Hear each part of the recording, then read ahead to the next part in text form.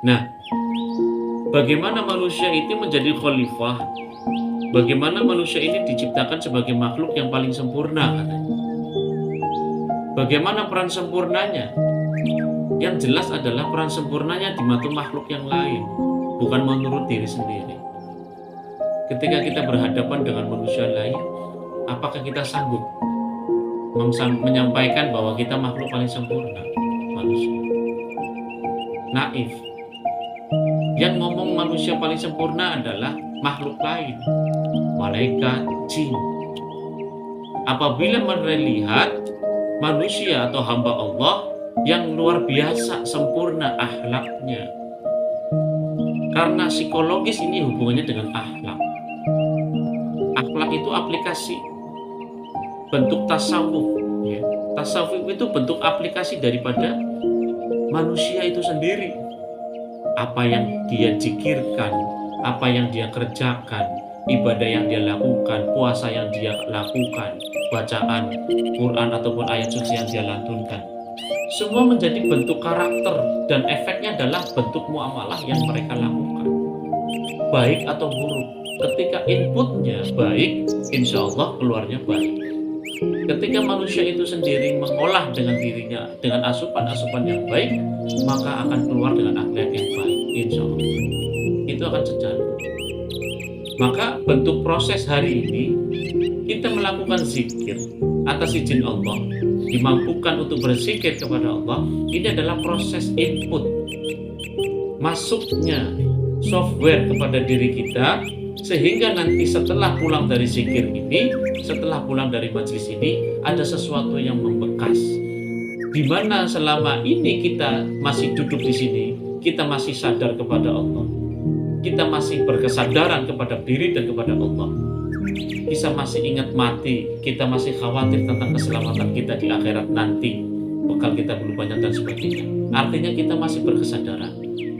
Mudah-mudahan dengan harapan keluar dari majelis ini, setelah pulang ini, kita ada masih membekas sehingga berkesadarannya masih.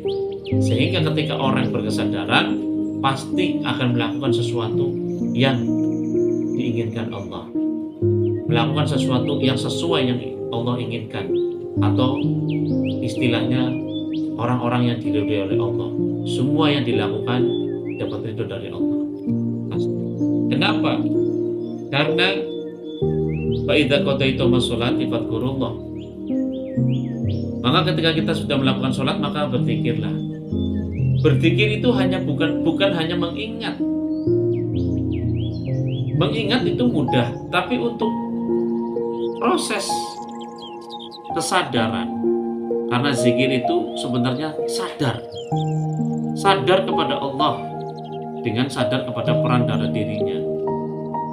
Sehingga untuk sadar itu harus ada yang perlu pemicu, yang harus ada yang mengingatkan, harus ada yang menyemangati, seperti jadwal malam Rebo, ayo, malam Sabtu, ayo, malam Kamis, ayo.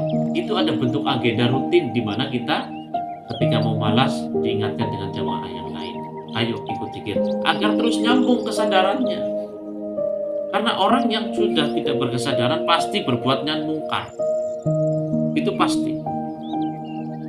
Zikir itu fungsinya adalah agar kita berkesadaran, sadar sesadar-sadarnya bahwa kita itu dilihat Allah. Minimal dilihat Allah. Sedang dilihat oleh Allah. Nanti di tahapan lebih dalam lagi, kita harus sadar bahwa ada Allah dalam diri kita. Ada nur Allah, ada nur Muhammad dalam diri kita. Sehingga kita harus melakukan sesuatu yang Allah inginkan dan Allah sukai. Janji Allah ketika hambanya sudah sholat, inna sholata tanha 'anil fahsya'i wal munkar. Ketika sudah sholat kepadaku, pasti tidak akan melakukan kebuatan yang kecil dan munkar. Tercegah pasti. Gimana mau melakukan, wong lagi sadar kepada Allahnya. Gimana mau keji, gimana mau munkar, gimana mau bohong, gimana mau ghibah. Yang ada adalah ngaji diri, mengkoreksi diri, muhasabah diri. Ya Allah, belum tentu selamat kita. Maka aku merapat ke sebuah jamaah, memperbanyak sebuah jamaah yang aku ikuti, mudah-mudahan menjadi syafaat pertolonganku di surga nanti. Salah satu orang yang ingat kepada kita di surga nanti itu bisa menjadi penolong buat kita nanti. Ini mana ya? Si Fulan mana ya? Fulan siapa? Dulu yang ngajak zikir saya di malam Rebo di Majelis Zikir Darussalam. Dia kok di sini saya nggak ketemu. Cari sampai ketemu. Minimal dia punya iman seperti di Jizallah.